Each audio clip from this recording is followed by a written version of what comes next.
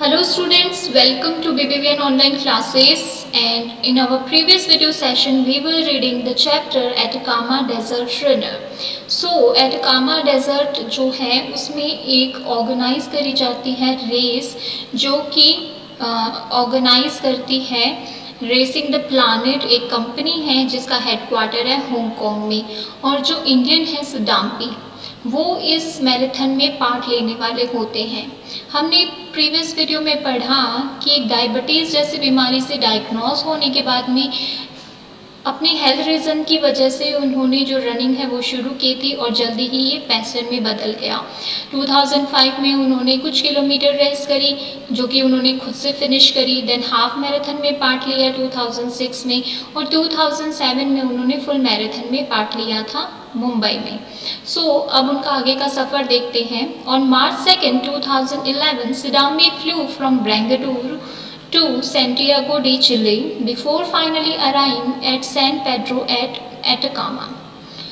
March 2, 2011 की बात है। सिडाम्बी जो है उन्होंने फ़्लाइट ली बेंगलोर से, कहाँ की, सेंटियागो डी चिली की तरफ, क्योंकि सेंटियागो डी चिली जो है वहाँ से ही एरोप्लेन्स जो हैं वो उड़ा करते थे।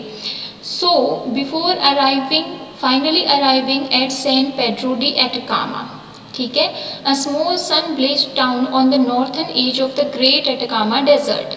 और ये जो था, ये छोटा सा जो सैन पेड्रो डी एटकामा है वो एक सन ब्लेस्ड, यानी कि जहाँ पर सूरज की रोशनी बहुत ज़्यादा तपा देती है, ऐसा एक नॉर्थ साइड में की एकदम नॉर्थ साइड में एज पर बना हुआ एक छोटा सा टाउन था।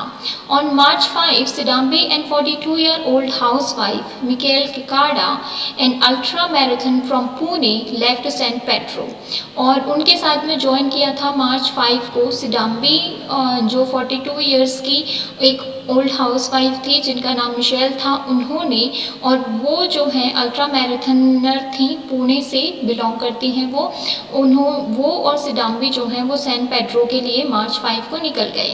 The two Indian marathoners along with 109 competitors from more than 30 countries around the world were headed for Camp 1 from where they would start the race।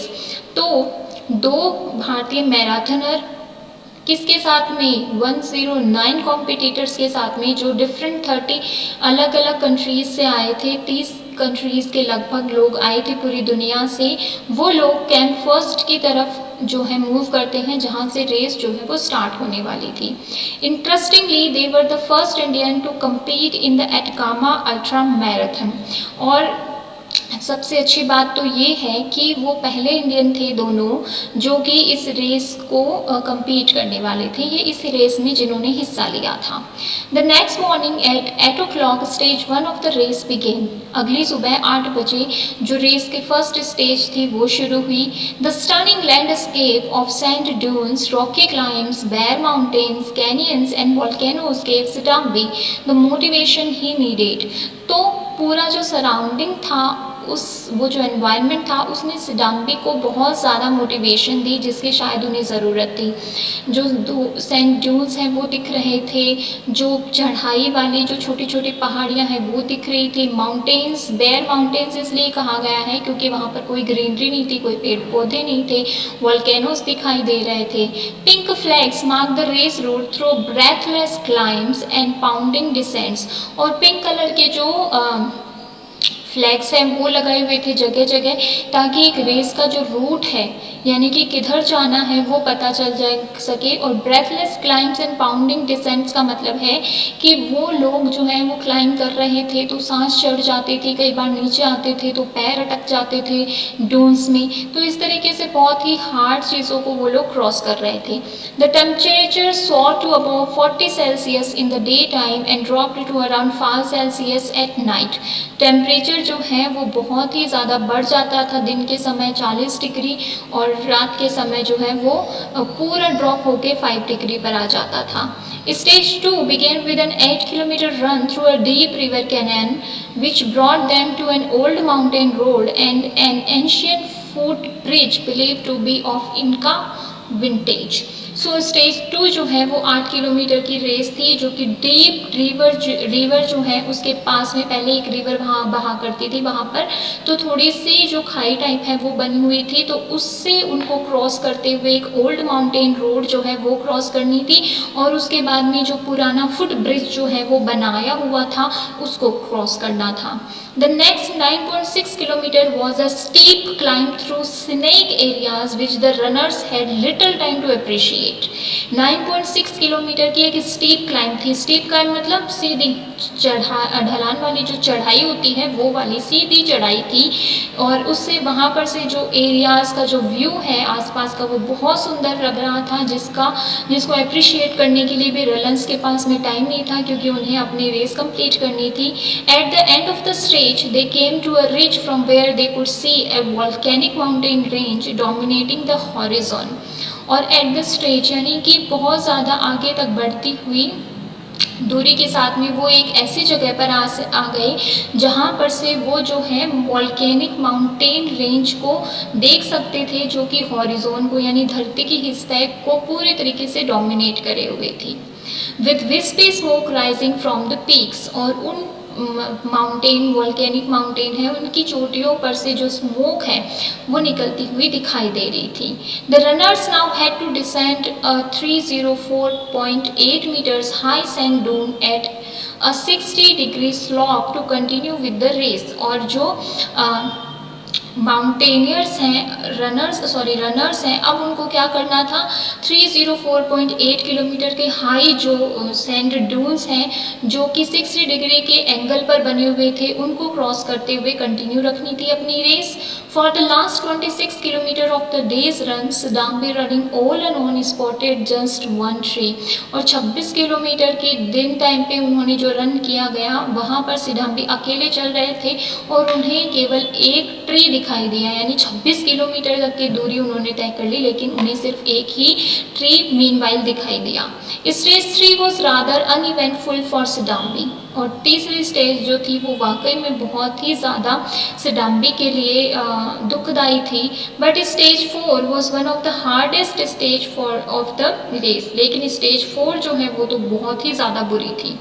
सिडाम्बी had run to the salt flats, a 43 kilometer stretch with 20 kilometers of crusty salt which pierced through the tough soles of the runner's footwear. The searing heat only added to the agony.